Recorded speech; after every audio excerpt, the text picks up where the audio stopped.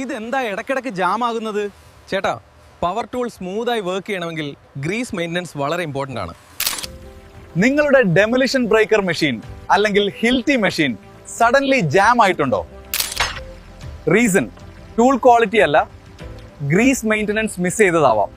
Machine inside gears high സ്പീഡിൽ rotate ചെയ്യുമ്പോൾ friction ഉണ്ടാവും.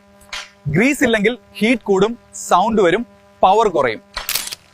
ചിലർ മെഷീൻ സ്മോക്ക് വന്നതിന് ശേഷം മാത്രമാണ് സർവീസ് ചെയ്യുന്നത്. അപ്പോഴേക്കും ഗിയർ ഡാമേജ് ആയിട്ടുണ്ടാവും. എന്നാൽ പിന്നെ ടൂൾ ബ്രോയുടെ വക കുറച്ച് ടിപ്സ് ആയാലോ? റെഗുലർ ഹെവി യൂസ് ആണെങ്കിൽ every 3 to 6 months grease check ചെയ്യണം. മെഷീൻ സൗണ്ട് ചേഞ്ച് ആണെങ്കിൽ ഗിർ സൗണ്ട് വന്നാൽ ഗ്രീസ് ഡ്രൈ ആയേക്കാം. അതുമാത്രമല്ല, ഹീറ്റ് കൂടുതലാണെങ്കിൽ ഇമീഡിയറ്റ് സർവീസ് ആവശ്യമാണ്. ഒറിജിനൽ ഗ്രീസ് മാത്രം യൂസ് ചെയ്യണം. റോങ് ഗ്രീസ് നിങ്ങളുടെ ടൂളിന്റെ ഗിയർ ഡാമേജ് ഉണ്ടാക്കിയേക്കാം. കൂടുതൽ ടിപ്സിനായി വേഗം ഫോളോ ചെയ്യൂ ഡോക്ടർ ടൂൾസ്.